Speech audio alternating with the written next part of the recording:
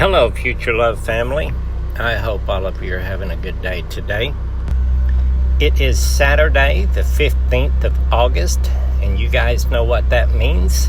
It's time for our Saturday morning feeding. Our Saturday morning feeding we've been doing now for about 4 years at one of the squatter areas next to the sawmill in Malawi. When we first started, we had a group of about 35 children, and now that number has doubled. We have around 70, maybe 72 children there now. One of the girls there was celebrating her birthday today. She turned 14 years old. I remember when she was so tiny. She was 10 years old whenever we first began feeding here. Time flies by so fast. It was just Pastor Darwin and myself today because Lynn was at home preparing for our trip to Pagadian City. We have another large group of children that we plan on feeding Monday, and we have found a chicken supplier in Pagadian City that will sell us our chicken for a lot cheaper than what we can buy it here in Malawi. So it is worth the drive to go to Pagadian City. This group of children here in Malawi is not the only group of children that we have fed in the Philippines. Lynn and I have been all over the island of Mindanao, feeding large groups of children all over the place. When I first got here back in 2016, Lynn and I were trying to provide the children with as much okai is used clothing. We were trying to provide the children with as much okai as possible, along with food and vitamins whenever we had the funds to do so. But now that the pandemic has gone into effect, we have put our focus more on food than we have okai. It would be nice if we had someone to help us out so we could provide vitamins for the children to give them a little bit better defense from COVID. But as for now, our focus is mainly on making sure that their tummies are filled. From November 2016 until March 14th of 2020, Future Love had provided approximately 25,000 meals and 12,000 articles of clothing for the children. And that is pretty amazing, considering that Future Love has never had a major sponsor. God has always put the right people in our path at the right time so that we can do what we do here.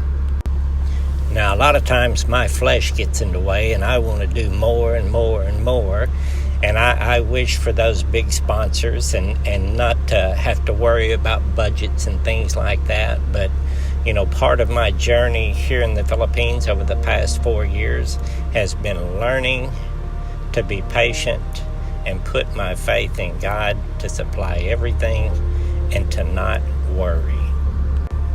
The next little part of this video is of Lynn and my sister-in-law Mary traveling to Pagadian City, and I hope you guys will journey along with us as I have some more to say. This is about an hour-long trip one way through the mountains. It's a beautiful trip, but it's a dangerous trip. So enjoy the ride and enjoy the view. Before I came here to the Philippines, about 2 weeks before I got on that plane to fly here, I had a religious man tell me that God doesn't give us callings anymore, and that none of us have the Spirit of God within us anymore, that was only for the people that was in the Bible. He actually mocked me when I told him that this was my calling, this was what God had called me to do, to come here, and made fun of me.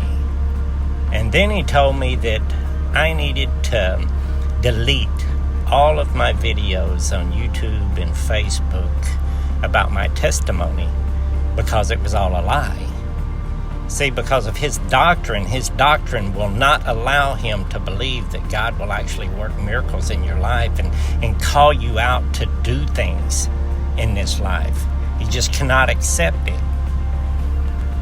The last thing that he said to me was that he thanks God that I decided to straighten up my life and to do the right things. See, he thanks God that I did it on my own power and strength.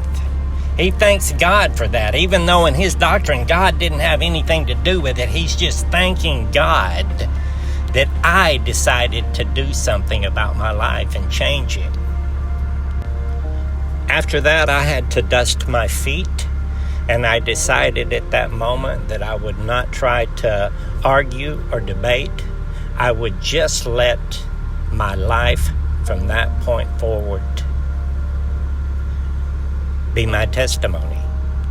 Since March 14th of 2020, since we heard those horrible words, quarantine, Future Love has been more busy and more productive than it ever has been.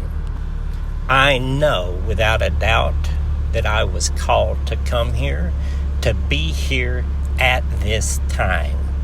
And the previous 3 years before this was my training and preparing me.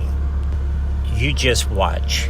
During one of the darkest times in this world's history, my God is going to shine the brightest. I love you all. God bless.